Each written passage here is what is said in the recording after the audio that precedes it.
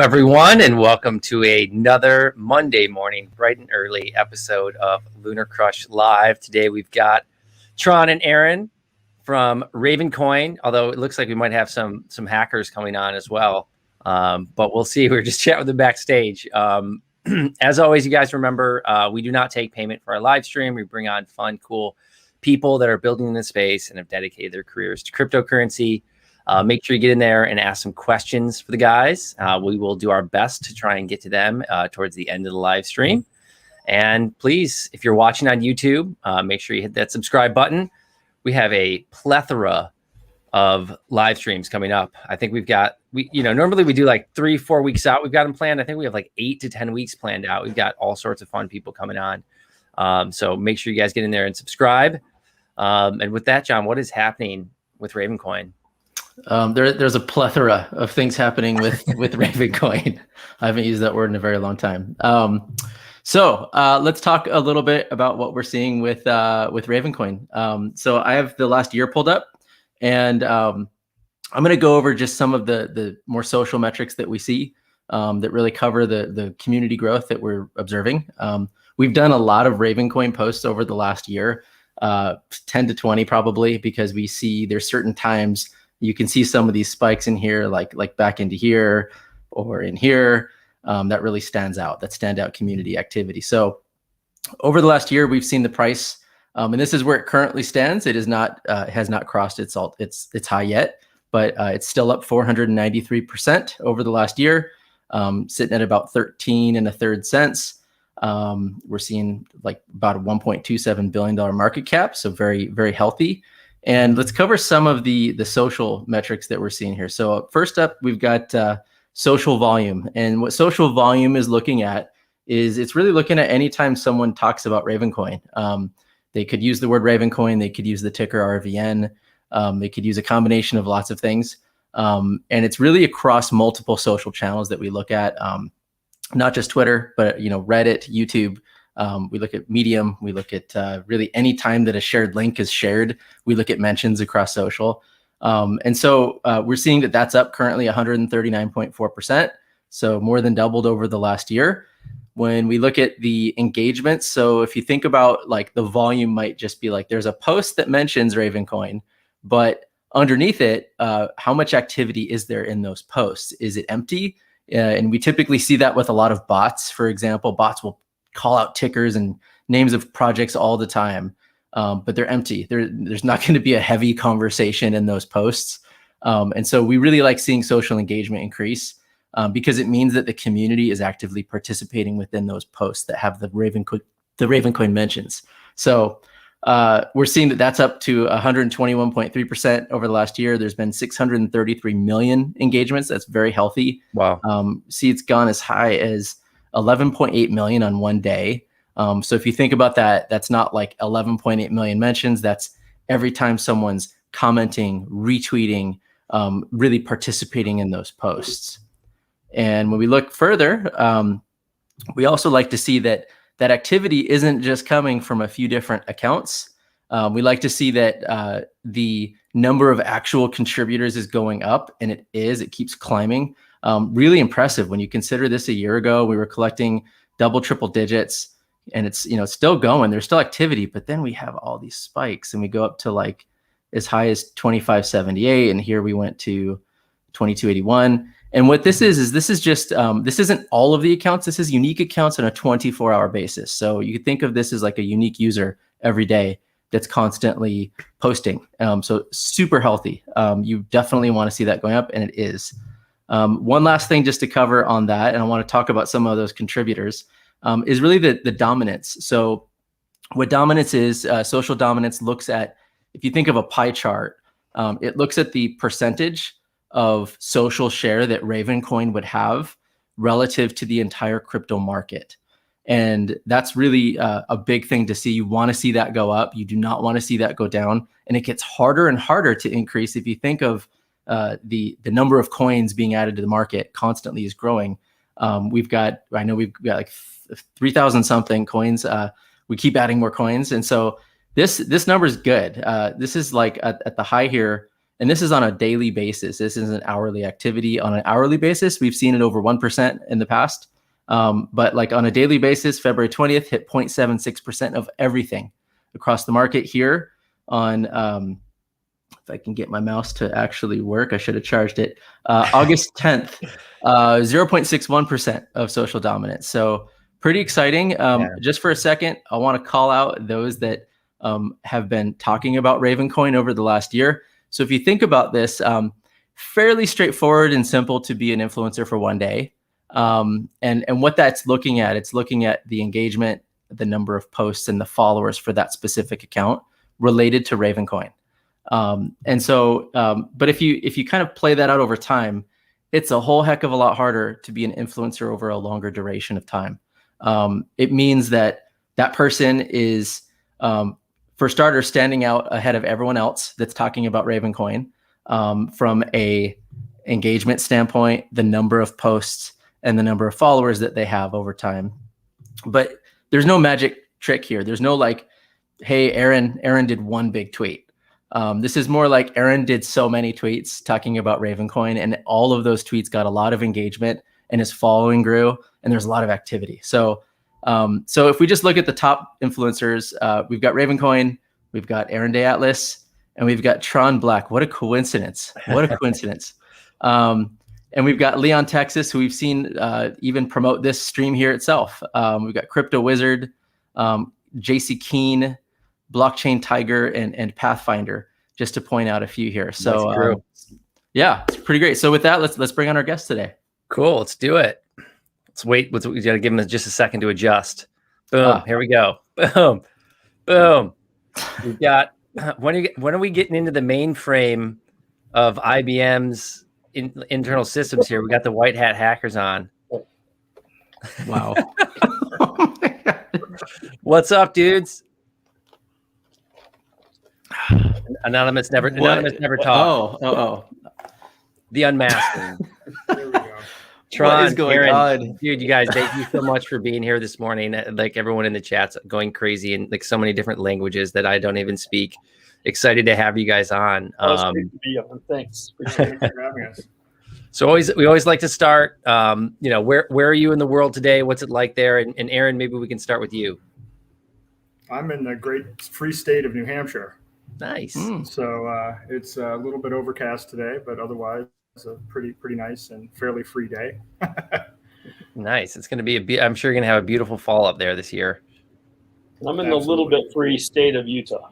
The little bit free? Yeah, a little bit free. Very cool. I've flown into Manchester many times. What's that? I was going to say to Aaron, I've flown into Manchester many times, the last of which I think it was -12, and I was wearing sandals. Yeah. Well, Manchester's a great airport to get in and out of if you can find a flight. Cool. So, I always want to start, we talk to a lot of folks on here, and, we hear a little bit about their backgrounds and how they got into this, in general. But I mean, you guys, it seems like you both have been really thinking about cryptocurrency for a long time, especially in terms of like this industry and kind of thinking through that. So I'd love, Tron, maybe we could start with you. It looks like I was looking, you were even filing patents back in 2013. You've been thinking about this for a long time. Maybe you can tell us a little bit about your journey of finding crypto and, how it came to be. Yeah. So my background is entrepreneur. I have a business degree, an MBA, and a computer science degree. And when I saw crypto in probably 2011, but the mining thing was like a weird thing. It sounded to me like, again, not looking into it at the time, like you're trying to solve this hard puzzle kind of thing. And it wasn't until 2013, and it was actually related to the Cyprus bank crisis, and people started mentioning crypto as a solution, right? So they were basically taking money out of people's accounts in Cyprus, and basically, we've got this crisis, we're just going to take your money. And people were just like, well, yeah, the solution to this is Bitcoin. You can't just like take it. And so I'm like, well, this is more interesting. So anyway, from that point on, then I learned about mining and how it works and all of that kind of stuff. And it was a rabbit hole. I mean, you hear that from a lot of people, but it really is really a deep topic. and both from kind of an economic standpoint and from a technology standpoint, distribution and decentralization. It's just there's so many elements to it, and it all kind of fits together like this. Talk about being like a Dyson sphere. Like you need all the pieces together, and if you pull out a piece, it would collapse. You need all of those, and so anyway, that's all I wanted to do from pretty much that point forward. So I started by going to San Jose to one of the crypto conferences that even they didn't expect as many people as they did right then. So I kind of was in one of those bull run peaks in early 2013. Yeah, which is just like an eternity. Probably feels like an eternity ago in this industry of just being like, that was such an early time. I mean, John, that was kind of when you got started and learned a little bit. It was like 2013. And it's been so long since I've thought about the Cyprus banking crisis. I still remember that being like a turning point. Yeah. There was like a mental thing that happened right then that like light bulb goes off, and now we're seeing it in Afghanistan, but that point, that was like early days and no one really believed that Bitcoin could have that role, but it did change a lot. It changed the mindset for sure. Yep. Yeah. So it's been an exciting run. It's been great. Yeah. And we'll definitely adventure. Yeah. We'll definitely start digging into Ravencoin, but I want Aaron, tell us how you got started. And then why are you a recovering political activist? Well, I'm a serial entrepreneur at heart who became a political activist. And I became a political activist because I had a very successful healthcare company that had clients in 43 states that was basically crushed by Obamacare and Dodd-Frank. And so, I guess the phrase is hell hath no fury like an entrepreneur scorned. And so that got me into a political activism mode for a while. And in fact, I moved to New Hampshire in 2008 as part of the Free State Project and really learned about cryptocurrency and Bitcoin through the Free State Project. So I was exposed to it in 2012. I remember being at a libertarian Free State conference and using a Bitcoin ATM in 2013. So like one of the very first prototype ATMs, you put $1 in, and then actually started using Bitcoin in political activism. So I formed a super PAC and also a couple of other political organizations in New Hampshire. And so we were one of the first super PACs in the country to take Bitcoin. I ran for U.S. Senate and governor and actually helped other candidates, state Senate candidates and others become some of the first to take cryptocurrency in 2014. And then decided, I'd had enough. I don't see an outcome here through the political system. And I could go on about this for hours and I won't, but needless to say, came to the ultimate conclusion that we need to work beyond the system and see Bitcoin as being that for money. But I also see, Ravencoin as being able to, through tokenization, do that in any kind of conceivable market you can think of. The idea of being able to get rid of these corrupt third-party intermediaries is what will really empower freedom globally. So I learned about Ravencoin through another Free Stater, the co-author of the white paper, Bruce Fenton. Actually, he sent out a Facebook post, I think in early 2018, saying, hey, here's this new project, take a look at it. So I downloaded the wallet. I was like, wow, this is pretty cool. I CPU mined a block and I'm like, wow, this is pretty awesome. And then went completely into it from there, building mining rigs and have been just kind of fully engaged ever since that time.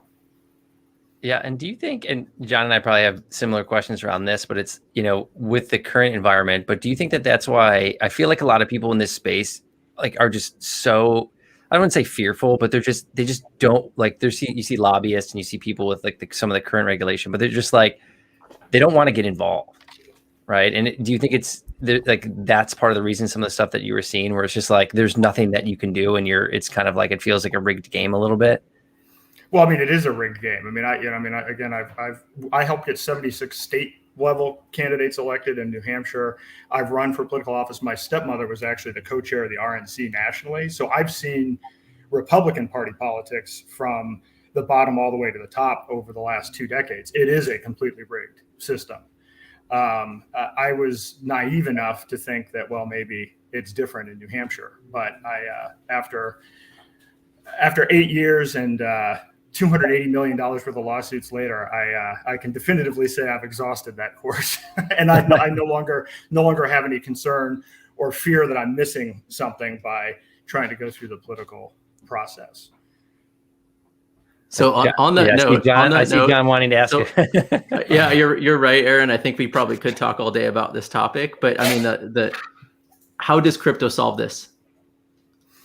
Well, I mean, crypto solves the banking situation. I mean, obviously, we have a fiat currency crisis all over the globe. It's not just the Federal Reserve that's a problem. It's all central banks. And so by setting up a decentralized currency that isn't under the control of a cabal of banks or governments, we actually have the opportunity to have a limited a currency that doesn't have infinite supply. I apologize, it's my daughter in the background. Hey, we're all working from home. Great. But budding entrepreneur, she's I love it.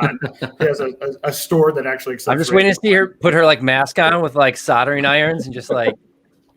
Yeah, no mask there. But I think it's clear what the case is there. But even as you start looking at other applications, the stock market is equally rigged.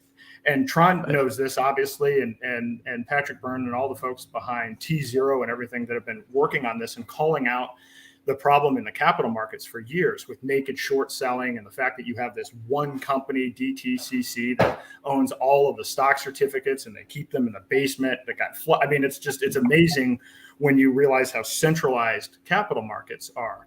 And so in essence, you can use blockchain technology, distributed ledger technology, to innovate in every market, whether it's capital markets, whether it's obviously something like NFTs, which is completely new area, supply chain, voting. One of the things that drew me to Ravencoin and this whole kind of ecosystem was Patrick Byrne. I heard him give a conversation about building a blockchain tech stack for human civilization, where he walked through how you could basically rebuild. Well, he didn't say rebuild. He said incrementally apply blockchain technology to, the existing, capital markets, banking, supply chain, voting, and all these other things. But I think you could start from scratch and create a new blockchain tech stack for human civilization that isn't tied to the existing failed, corrupt government structures that we have in place. And so that's how I see how you could use blockchain technology, is basically just intermediating all of these third parties, whether they be government or corporate, that are either corrupt or inefficient.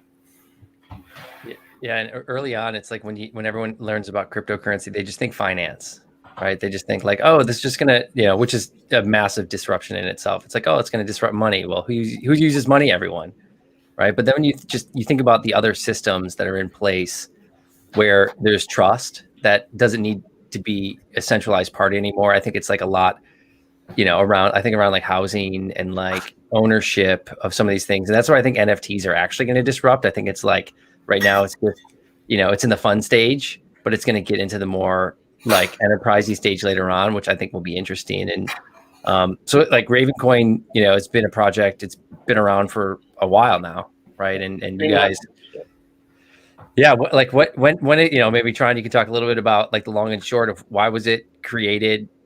Why did you guys start it? Yeah, so it was the genesis of it was Bruce Fenton, as Aaron said, and he came up with this project of basically putting assets on top of the technology that's behind Bitcoin. That had been done before, so it had been done by open assets, been done by Counterparty, but they were building directly on Bitcoin, and there was a few challenges with that. So if you sent an asset, for example, and you had to send a little bit of Bitcoin with every asset that moved, and you also, not just fees, but actually it had to stay in it. Otherwise, Bitcoin kind of rejected the transaction. And then you had the potential of losing the asset if you kind of did something wrong on the chain, because Bitcoin was kind of blissfully unaware that assets were being moved and transacted on the chain. And this was true of open assets, Counterparty, Mastercoin, and different ones. So when we combined them, so we took the source code from Bitcoin, but not the chain, just the source code, and then combined that with the technology or the ideas behind some of these other ones, and then made it so you could create assets. We made it so that you would get a unique name. We kind of sped up the chain and some things like that, which were just kind of like hot topics during that time. And then we launched it in a really fair way, which was, I credit Bruce Fenton for that. He was kind of aware. We were building in the time of like rampant ICOs, and ICOs are kind of like, hey, buy my share, buy my token, and kind of ignoring all kind of like laws, at least in the US. And so when we built it, we made sure that wasn't the case. It was started, there was no pre-mine, there was no dev set aside, there was nothing that kind of said, we're taking any money. And it was backed by a division of Overstock, or a subsidiary of Overstock called Medici Ventures. And so they funded the development for about the first three and a half years, three years. And then also contributed to the Ravencoin Foundation, which I'm part of now. And so it was launched without having to take money from anyone. And people could, from day one, like Aaron said, you could mine it with the CPU. That lasted for maybe 2-3 months, and then the GPU miners came online and things like that. But our goal during that whole time is also to make it so that anybody can mine it with like a gaming rig, and we still have that capability today. And so I saw it said like KAWPOW, KAWPOW. Yeah. So what is, when you say more decentralized mining, what does that mean? So if you so Bitcoin originally CPU, then it went to GPU, then it went to FPGAs, which is kind of programmable chips, and then it went to ASIC, which are just custom designed chips. Most people know this, right? But as you went up that ladder, the people that had, let's say, a GPU, they were outclassed by an ASIC by like 1,000 to 1, right? Yeah. So I mean, you can still mine with a GPU. You just are mining it at such a disadvantage that you're much better off taking the power and electricity, the amount you paid for electricity, and just buying Bitcoin. And so we wanted to make it so that anybody could get some just by turning on their computer at night, right? You have a gaming computer, you flip it on at night. I mean, you still game with it, but when instead of turning it off, switch it to mine Ravencoin at night. And that helps the network. It helps secure the network, but it also gives you Raven. And it gives you, a little bit. Depends how much you get per your GPU. Depends on how many people are participating. More people that participate, it gets a little bit tougher. But it also makes it so that you can just get some without having to buy it, right? You can just turn on your computer and have some in the morning, that kind of thing. So that was our goal, and stayed our goal. So we did have, we had a originally X16R algorithm, which kind of rotated algorithms, and that helped. Eventually someone created an ASIC, which is maybe 2x more efficient than a GPU. And so switched to KAWPOW, which is a kind of a derivative of EThash, ProgPoW, and then KAWPOW.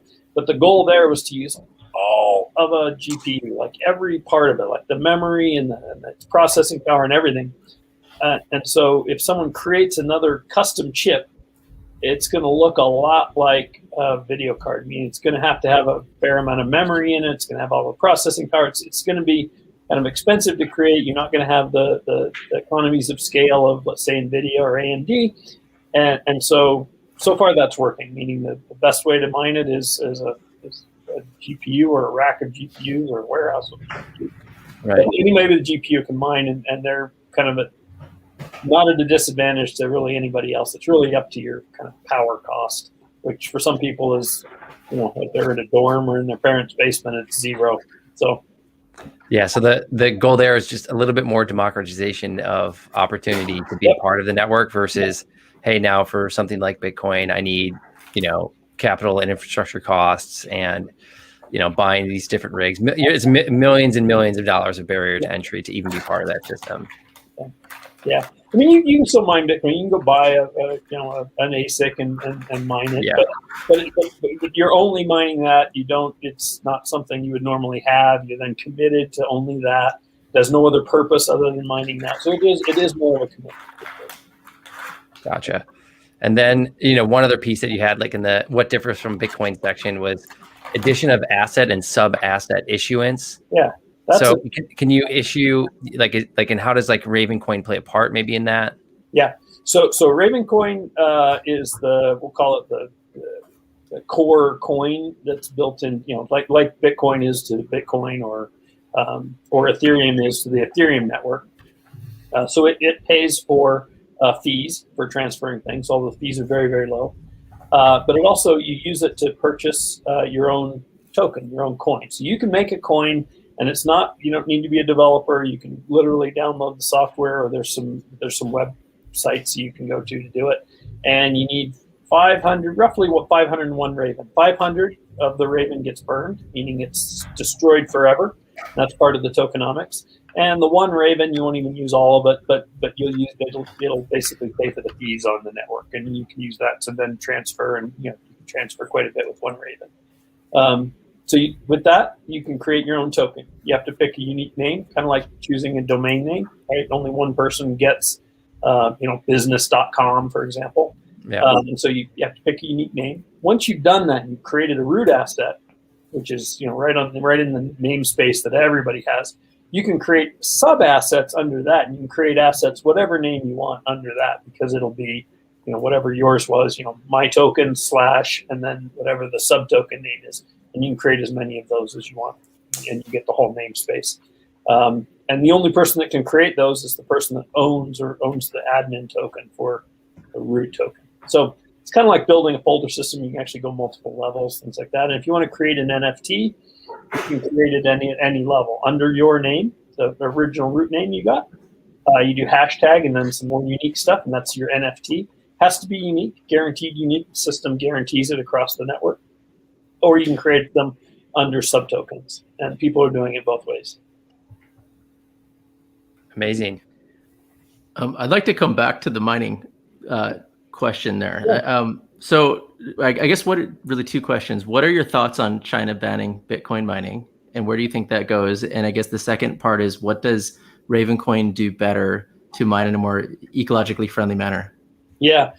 So banning Bitcoin mining, it was a temporary hiccup. The nice part is, all of these networks, Bitcoin and Ravencoin included, they adapt very, very quickly, and it kind of doesn't matter, right? It did for a little bit because China was a big mining place just because power was cheap, right? And then also they were making the ASICs there. And so when they pulled that, there was a dip, and it's coming back up as they move the hardware to places like Texas or Washington State or whatever. They can also get hydro mining and things like that. It does take power, and so the ecological thing, not as bad as some people say. It's a small. People compare it to the size of countries, but this is a global, both Ravencoin and Bitcoin, global networks that do storing currently billions or trillions in the case of Bitcoin dollars worth of value. So it's a small part of that. It is important, I think. Specifically, proof of work mining, as distinguished with what Ethereum's moving to, which is proof of stake. It's not a good way. Proof of stake is not a good way to distribute coins. Once they're distributed, you can move there. Proof of work, though, is the best and fairest way to distribute coins, right? I don't start with a bucket of coins and say, hey, give us money. And some projects did, but they were all mined into existence. Somebody took the risk, ran their cards, used some power, and got it. And got Raven, and that's been true for the whole time. All Raven's been mined into existence.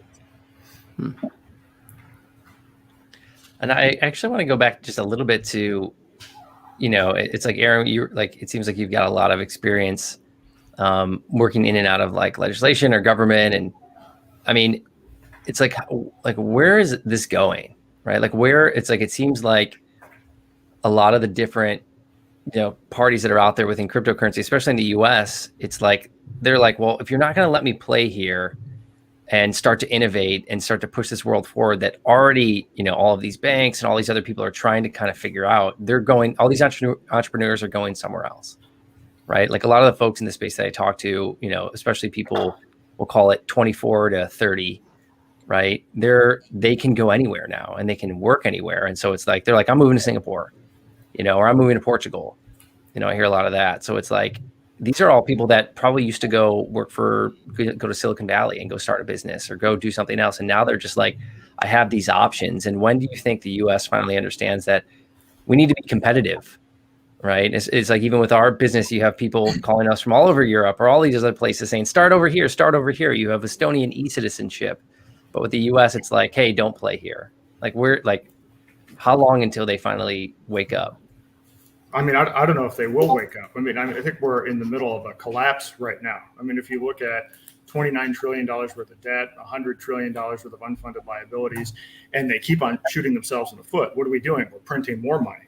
We're passing $3.5 trillion worth of spending. We're doing another $1 trillion worth of infrastructure bill. There is no feedback mechanism within government. But at the fundamental level of government, you have to understand that the government needs to get their money from the Federal Reserve. I mean, it's the relationship between the federal government and the Federal Reserve where it's like, okay, we have our bonds. Well, who buys the bonds? Well, ultimately banks, who then get them purchased by the Federal Reserve. So there's actually no incentive for a politician to embrace cryptocurrency. It's actually an existential threat, but they're clearly not moving in any intelligent way towards understanding crypto, but they have no reason to. They have no incentive to. So this is why I don't know if they're going to adapt or not. But these other countries that you mentioned, I mean, Portugal, Singapore, are they going to stick with it and be crypto friendly, or is this just a teaser? And then once everybody gets in there, they're going to try to, put the hammer on them, because certainly we all know that's happened before.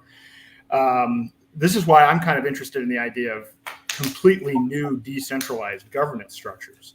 So it's just like in the United States, if you're going to incorporate, you incorporate in Delaware, but why not create a virtual political entity that people can start using and conduct business through that vehicle, as opposed to any one of these nation states? Because I'm not aware of any nation state that's actually, if you take a step back and reverse engineer what their first principles were, if any, that got them to where they are, none of them are appealing. So, which to me, I see as the big opportunity. That's the kind of thing I'm really excited about. I'm really interested in what kind of new decentralized political system can we have? And I think, frankly, Ravencoin may play a part of that. But I don't have any optimism that America is going to get its act together. And I think the people that are working with lobbyists are going to end up tainting crypto as they go through the process. I mean, I can see people going from, this is decentralized, and this is going to destroy the state, and banking's going to be great and everything else. And then all of a sudden, well, we've negotiated this, and now KYC is mandatory for everything. But that's okay. That was a win. That's one small step. And then slice by slice, all of the key benefits and attributes of crypto end up getting washed away through these, little negotiations through the political process. Yeah. And that's kind of interesting to think about. Like, people always ask, it's like, well, where's the company? It's like, well, most of these new companies, they're in the cloud, right? They're not physically actually anywhere. There's people in different countries that are living there. But it's like, so say there's a world where there is no government, we'll play for fun. It's like, now these companies, though, are now like all these startups and some of these protocols, they're beholden a lot to companies, right? Like built on like the cloud, right? So it's like, that's like this next layer of, and it's like, well, is it the governments that are going to be nicer to everyone, or is it these corporations that are more centralized that's going to be nicer to everyone? It's like you still have this battle that you're going to kind of like wage, I guess. There is, and you could create a decentralized political system from first principles that perhaps addresses some of that, where the people that are participating in that system are doing so voluntarily. I'm not claiming I know what the answer is, but I'm definitely interested in pursuing the questions, because I'm again, I love America. I love the founding fathers, reading the Federalist Papers, looking at, and that's my favorite part of history, is the Revolutionary War part of history. But that has nothing to do with where we are right now. This country has nothing to do with, most of the Constitution is no longer valid. So once you look at it that way, if you were to say, well, have we learned anything in 244 years? And if we were going to sit down and have a conversation from first principles with what we've learned over 244 years, what would we come up with as a governance model? I'm interested in that question.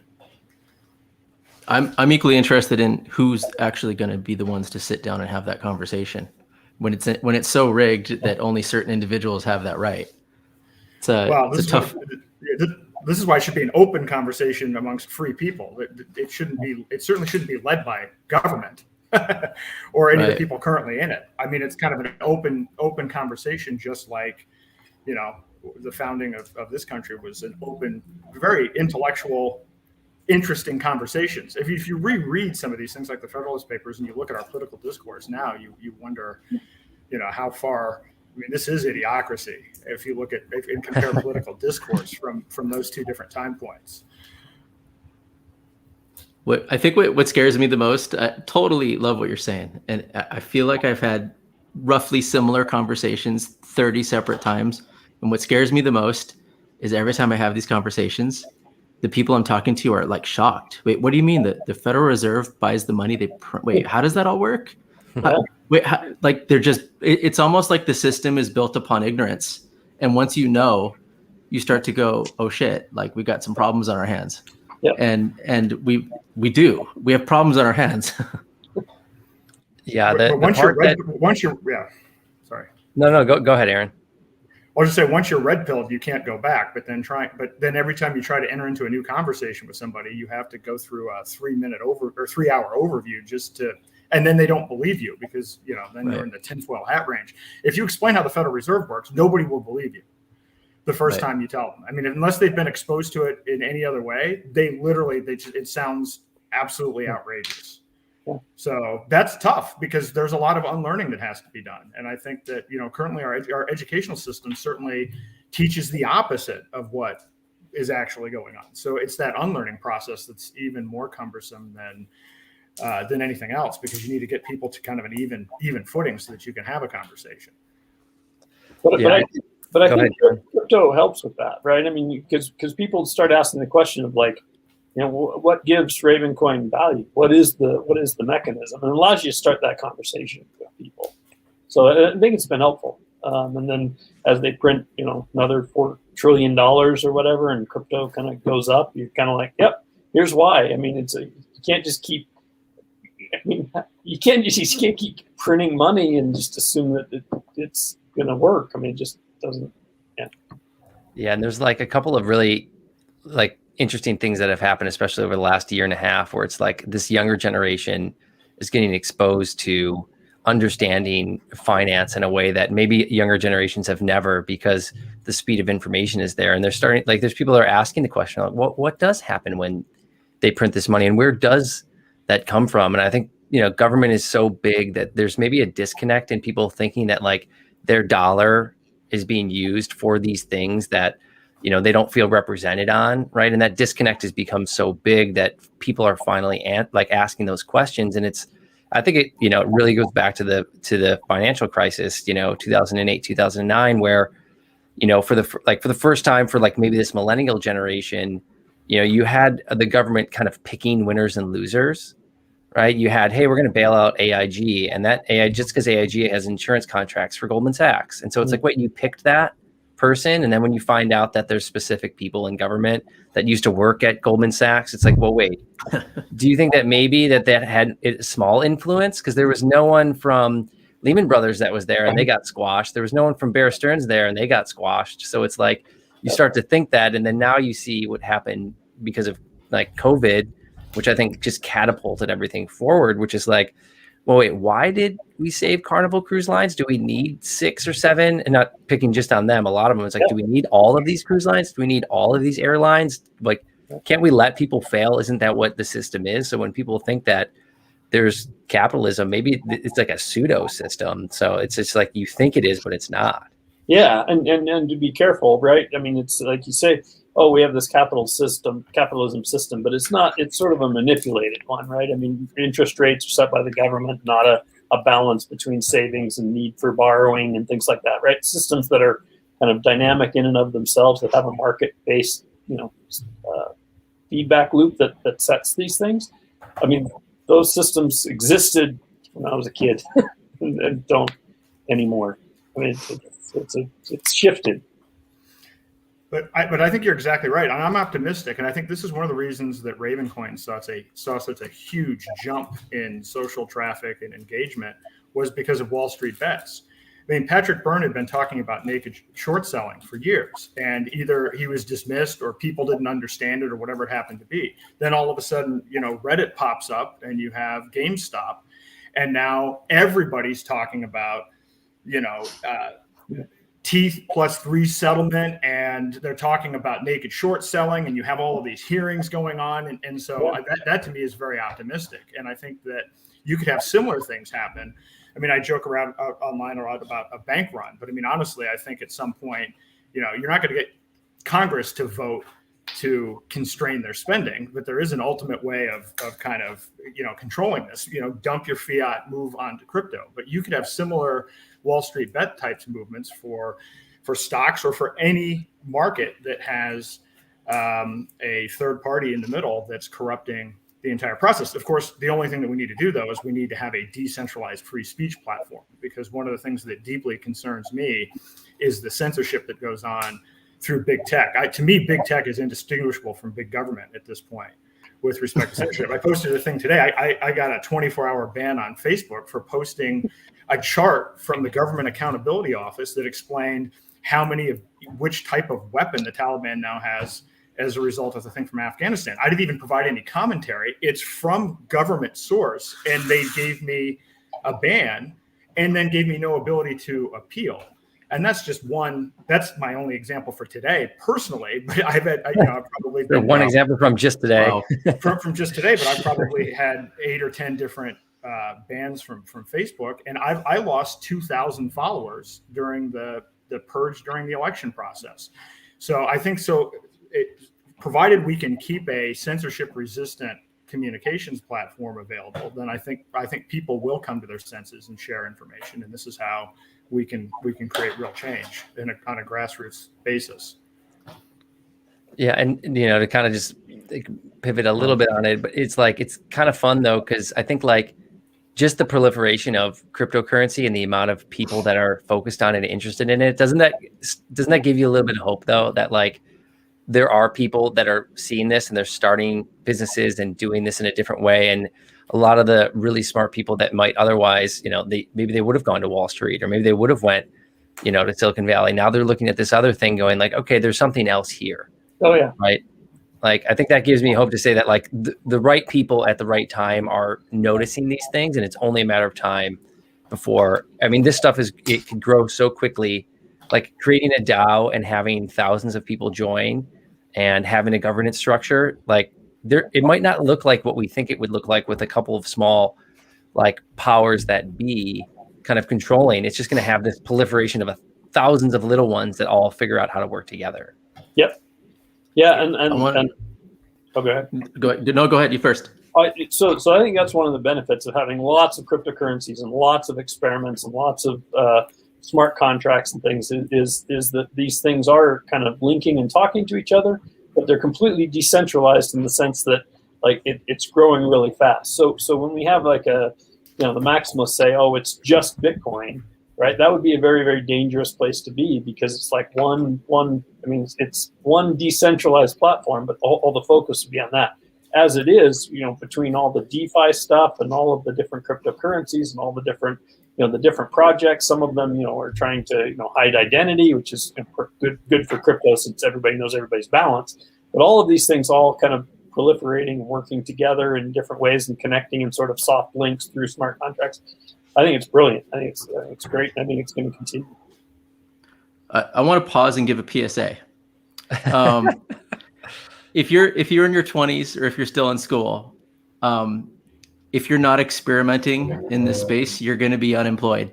You're going to be unemployable. You're not going to know how this stuff works, and the whole world is going here. So I just want to encourage, as I see the people, some of them in the chat asking when Ravencoin $1, when Ravencoin, Coinbase, all this stuff, you're doing it wrong. Start experimenting, start using crypto, start building stuff, start listening to these guys with what they're actually talking about and solve these problems. It's critically important. And it's as you guys talk about high growth, you're talking about redefining business, government, the world.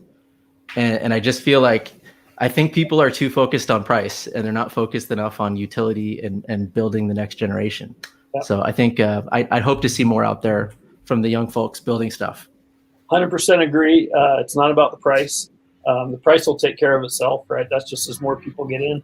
And the easy way to get in, if you have a computer that has a decent video card with 4 gig of memory, you can flip it on. Just go to ravencoin.org, go to mining, and it has instructions. It's not something you have to spend your time doing other than to set it up once, and then it just runs. It's a flip it on at night. Yeah, or download an asset and buy an asset name, or download a wallet, buy an asset, or buy an NFT. You can buy an NFT for 5 Ravencoin coin, which is what, 65, 70 cents right now. My daughter has sold 3 NFTs through Ravencoin. And my son's learning Python. He's also 11. They're twins. So, but I would add to your PSA, you're never too young either. You don't even have to be in your 20s. If you're even younger than that, you can still engage and get involved in this stuff. Yeah, the Ravencoin doesn't have a requirement that you're 18 and have a parent's permission slip, right? I mean, it's just a computer, just running software. That's it. Love it. On that note of NFTs, I guess tell us a little more about what you're seeing in terms of, I don't think we've ever had a hotter NFT market than what we just saw last weekend even. I'd love to hear what's going on with NFTs and some of the trends you're seeing with things built on Ravencoin. Yeah, so Ravencoin originally called them unique assets. So there was only one of them. And so the system enforces it. Ravencoin doesn't have smart contracts, but it does. Built in is the ability to create tokens where there's only one, to attach data via IPFS, which is where the data is stored. It can be a movie, a JPEG, a GIF, whatever you want, right? PDF, anything. Even a folder of files. And you basically attach that to your token, create your token name, costs 5 Raven, which at today's price, 60-something cents. And you have an NFT. You don't need to be a programmer to do it. There's multiple wallets that create assets, including Core, which is free, the mobile wallets that are free. You just need to get a little bit of Raven, and you can either buy that Raven a bunch of different places or mine it. Just mine enough to create your own NFT. So you don't really need to start out spending a lot. Just you can experiment with this for almost nothing. And then we have I think it's Raven Art and Raven Bay and a kind of a decentralized type trading thing called raventrader.net. I think it's ravenbay.com. So yeah, you can experiment with all of those. Well, we've even had virtual 3D auctions in yes. the past through the Ravencoin campus, which is a really cool thing. I don't know if we're going to bring those back anytime soon, but we actually had a live auctioneer. So you can imagine creating your own avatar and you're in this like 3D space with an actual auctioneer with a cowboy hat and everything conducting the process. And so that was a lot of fun. Yeah, you can look up Ravencoin NFT auctions on YouTube and just see a picture of that where everybody's standing around in the 3D space, and you can see the video of what was going on. Yeah, with NFTs, it's interesting because it's like people are always like, oh, it's the hottest it's ever been, like just like crypto, like it's going back down, and then you think like, well, it's not. Like there's just sets of these things, and there's always going to be a new set of something, and people have always loved to collect. Yeah, everyone loves to collect and have interesting, unique things because it's a representation of like who you are and your art and like your creativity. It's like, yeah, we're just scratching the surface with this, and and it's not just unique pieces of art. It could be, like eventually it'll be maybe the deed to your home, or it might be your ownership of your car or something like that. It's not just. It starts with fun, but then it moves to more serious things. Yeah, and it is bringing in very, very creative people, which is great because that wasn't a place where crypto shined, was bringing in artists and creative people, and now it's one of the best places to be. So. Yeah, and I wanted to talk about community a little bit, and so you guys have this open source kind of community that's out there. And you've been in the industry for a long time. And what have you learned over the years? And this is a question for both you guys. What have you learned over the years about growing like an open source community, and how does that differ, from building a company that both of you guys have also done? Yeah, it's very different. It's kind of freeing in a way, in the sense that it's like, here's the software, here's the thing. Everybody come and use it. We're not trying to sell you anything, charge you anything. It's just a network of people that use it the way they want. And the fact that you can create tokens yourself without programming capability and attach it to something. It could be an hour of your time. It could be a gift card for something you sell, whatever it is, or NFTs, right? Anybody can use these tokens. And so I think it's just attracted a lot of people. And the fact that it's not a for-profit company. It's quite literally just software. and it's been running over 3.5 years. It's gained a value. You can invest in it, you mine it, you can create your own tokens. I mean, I would credit the community, just literally to the community rallying around it and then telling other people and stuff. I mean, it's definitely not anything I did. That's not my core strength. So but it's been incredible.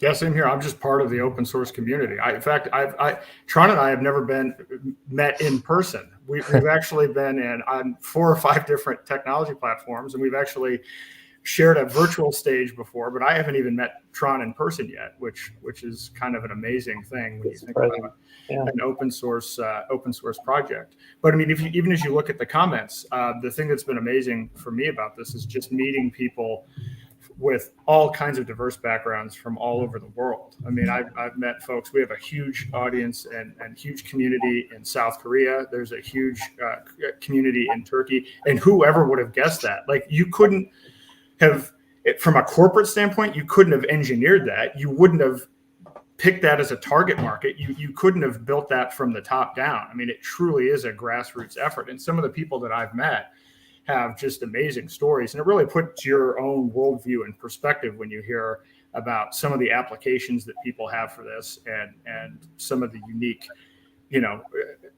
applications and unique worldviews that they bring to it. So the fact that it is completely organic is one of the most amazing things about it. At the same time, I'll have people that confuse and think that I'm a official team member or something, and they'll communicate with me and they'll say, well, why aren't you doing this, or why aren't you doing this? And I'm like, look, I'm just a guy. You could be a guy and come in and talk about this too. Yep. There's no official messaging, and the stuff that I say these are my words, there are no official words. So this is my particular take on this, but there are as many different takes on this as there are community members. And so if you don't like something, jump in and add your spin to it. And the good news is people do, and it's been really breathtaking to watch and be a part of. So how do you, I guess there's so many sides to that. It's like it's like running a company, except no one's actually part of a company, yet people actually have sort of specific roles. So like, for example, if someone was really good at branding and marketing, they're not really contributing from a code side or anything like that. How do you maintain consistent messaging and, hey, this is coming soon, there's this release coming out that does X, Y, and Z, and here's a new logo, here's a new website. How do you manage all of that? I don't even try. I mean, it's one of Ravencoin's strengths. It is community owned. There are some websites, Ravencoin.org, Ravencoin.foundation really isn't. I mean, they don't control anything, but we try to help monitor the whole ecosystem. Meaning, there's lots of explorers written by other people, run by other people. There's lots of trading sites, again, written by other people, run by other people. Some of them have trading fees, so they make money. We just try to make sure that kind of everything is running, and if it's not, then we can take it off the website, so you don't have dead links and a place to kind of go and kind of spread out into all the things that are there. But it's not a command and control thing. It's like everybody has their own take. It is unusual, right? It really is sort of an experiment, but modeled after the Bitcoin experiment, right? I mean, there's Blockstream, and there are some kind of people in in sort of a little bit of a role, but Bitcoin, not everybody agrees in Bitcoin, and right. So not everybody has the same view of what it's supposed to be, but it still works, and we're a little bit modeled after that same super decentralized. Nobody took any money. Run it if you want. Join it. Use it. It's running. It works. I mean, we couldn't shut it off if we tried. I mean, it just isn't that.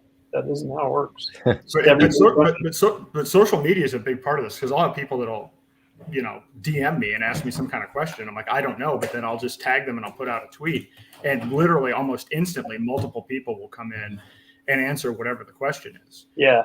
And if you need technical support or whatever, again, we have there's no budget, there's no technical support, there's no contact person. But if you have a question, at least from my perspective, Discord is the best place to go for technical support. You go there. Every time I've had a problem, or somebody or multiple people have come in and helped out, and it's amazing that it works. And it really does. Even from day one, because there was a team. There isn't anymore. There was a Ravencoin team, but we didn't create the social media channels, right? So the Discord is run by someone else. The Reddit channels are run by someone else. These aren't controlled kind of things. Now there are moderators of them, but the people that have set them up. And there's also there are some key people that have answered questions tirelessly for people. And Jared's incredible. Leon is incredible about talking about what you mentioned. Leon in the social media thing. He basically talks about Ravencoin every day, but isn't a face in front of it. But has been amazing. There's key people, but they're not part of a team. They're not employees. They're not contractors. They're Ravencoin enthusiasts. Yeah. I'm going to make an assumption that Leon is from Texas. Leon is from Texas. I'm going to guess. The underscore Texas. Yes. Give it away. Yeah. Leon underscore Texas. Yeah. No, he's from Austin. He's great. And so, Tron, you said, it started as a team, and people always ask about Bitcoin too. I'm like, well, Bitcoin was at one point the most centralized protocol in the world. It was one person, then they sent it to another, and here you go, right? So it takes time to get there. It does. When you had that team, and then, someone just created a Discord, or someone just created these other things. Did you have any moment where you were just, because even with a company, some people, they can't even hand off their work to someone else because they're nervous, oh, my baby or whatnot. When you just have people creating stuff, was there a process there where you're kind of you knew you needed to let go because that's really the only way to do it, right? But it's did you have how did you think about that as you went through it? So I like the fact that it was decentralized. I like the fact that so I was for that. It caused some problems. I'm not going to lie. I mean, there were some competing Discords. There was one. There was some stuff that just people who were running stuff just said I quit, and said project's dead, and kind of thing with a fairly large kind of following in a channel that they kind of had control over, and it was sort of other ones sprung up. There was people that disagreed and started another one, so there's still two, but one's bigger than the other. And what we did was, rather than try to pick one as official, we just put them both out there. We just put them both on the main website, and it's lots of discussion. Now, one thing I'm very, very much against is censorship. So I get frustrated if there's moderators of something that they're censoring people, kicking people off for abuse is one thing, right? Where they're swearing at somebody and but they have opinions. They may not be opinions I agree with, but they should be heard. And so I try to jump in and ask the moderators not to censor people. But that's what that. But I don't have control over them. It's not my channel. But I think it's been helpful. I like it. I like the fact that there's differing opinions, different ideas. I don't agree with all of them. I'll put my ideas out there and tell people which ones I agree with, and like a kind of meritocracy. And it's with thinking through even hiring, right? With companies, and now that everything's remote. And then you kind of think back to before, and you're like, wait, so if we're sitting here in Orange County, it's what is the actual probability that the best person for the job that we're looking to hire just happens to be within 20 miles of where I'm living? It's the probability is probably close to 0 or 0. Yep. So speaking of that, we have some developers that have kind of jumped into the project to help. I'll call them Hyperpeak, FDove, Hans Schmidt. They've jumped in and helped with the project, and it's been incredible. It's been really, really helpful. Some of it volunteer, most of it volunteer. Some of it, we have some bounties that people have donated to the foundation. It just holds some crypto wallets so we can say, hey, these things need to be fixed. Here's some money to fix them. We'll put those bounties out there, and they've taken some of those. But most of it's been very generous volunteering, their time, effort, talents, incredible talents towards helping the project. So, again, they're all over the world. In fact, a lot of times since I have to send money and the foundation is centralized, it's it's incorporated in Wyoming. I have to do like either 1099s if they're U.S. or get a form from them saying they're not U.S. And a lot of times I don't know that they're out of the country until I get that form. Right. They don't know their name until I get that form. Wow. They're wearing the mask that you had on, the Raven mask like you had on the beginning. Yep. Cool. We're getting kind of close on time here. I feel like I could talk with you guys on this stuff all day. A lot of you've been through everything here. Maybe just give everyone like how do people get involved if they want to get involved with Ravencoin? Where do they go? You want to answer that one, Aaron? Well, you can go to ravencoin.org, which is a good launch point. You can go to the Ravencoin Discord, which is another one, or frankly, you can just ask on Twitter and flag the Ravencoin hashtag. Literally, the community will respond instantly. So there's no official way of going about doing it, and then the Ravencoin Foundation is another avenue as well. And Tron, if you want to talk about that. Yeah. So Ravencoin Foundation, not a super beautiful website. But the footer of that, which is a monster, basically will link you to places you can buy, to mining, to swapping, to trading, to explorers, to creating assets, to blogs, to the Discord, to just all of those things. So it's like a launch point on every page. It's huge and ugly at the bottom, but it's a good place to kind of just branch out to wherever you want to start. And crypto, you don't have to start in any particular place. The only reason I was recommend mining and stuff is because it's zero cost, and you can start without any kind of financial commitment, just a little bit of time, and you can explore, and the community will help you out. Cool. Yeah, and I was trying to go through questions a little bit. There's so much in different languages. I think you're right. A lot of this is like Turkish. There's a lot of different languages that folks are asking stuff in, but there was just one here, which is a pretty simple one from Bart, which says, Tron, do you know how many Raven are burned already? So I don't have it on the top of my head, but if you go to the footer on Ravencoin .foundation and go to the Cryptoscope Raven Explorer, there's a thing on the left that says burned Raven coins, and it will break it out by how many were burned for root assets, how many were burned for sub assets, how many were burned for NFTs. Because when you create those things, we send the Raven that are burned to different burn addresses, and because of that, an explorer that we didn't write, somebody else wrote, just broke it down into which ones are burned. So that's the best place to find the info. Cool. Yeah, there's another one here. Couple more question. Yeah, one says, when Raven drops, please fix this.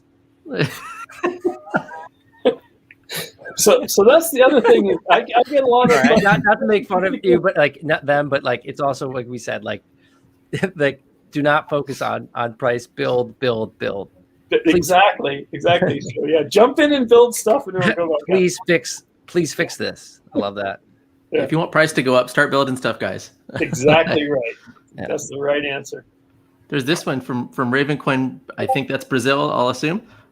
Tron, how do you see companies capitalizing through asset tokenization from a regulatory perspective, and Ravencoin's participation in this process? Okay, I mentioned 3 different kinds of assets. I didn't mention the 4th. So there's root assets, sub assets, and NFT or what we call unique assets. There's another type called restricted assets, and it is for regulation.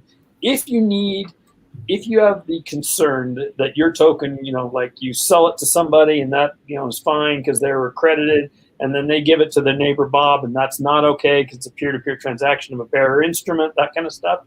We do have what's called restricted asset, and the restricted asset will only move to tagged addresses.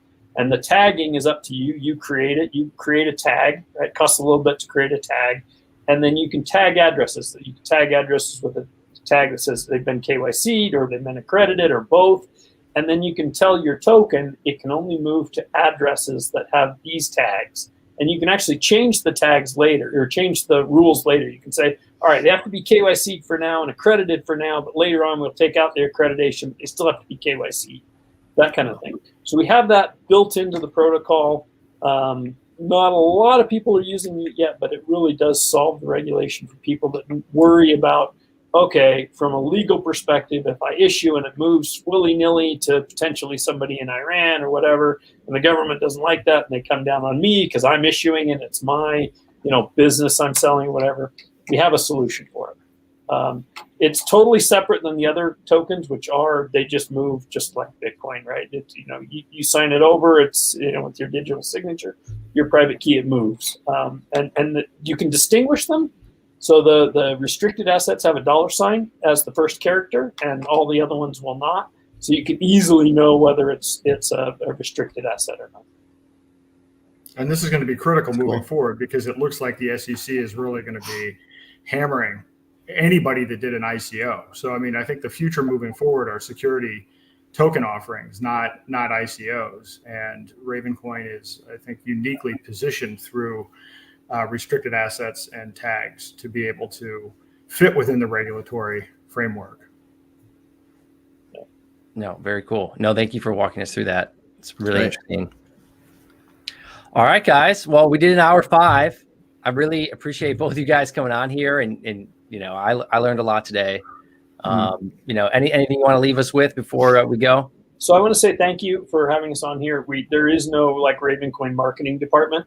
There's Leon, Texas, and all the other people that are doing similar, and Aaron too, that talk about this. But there is no marketing department, so these types of things really, really do help out Ravencoin, let people know that it exists and what it's capable of. No, for sure. And yeah, you guys are building the right way. And for us, like I said at the beginning, it's all about bringing people on that have dedicated careers in their lives to this space and this industry and believe in what they're doing. And you guys definitely fit that. So appreciate that, and appreciate everything you've done for the industry, being in there for a long time and helping kind of lead the way. So thank you both for that. Thank you. Thank you.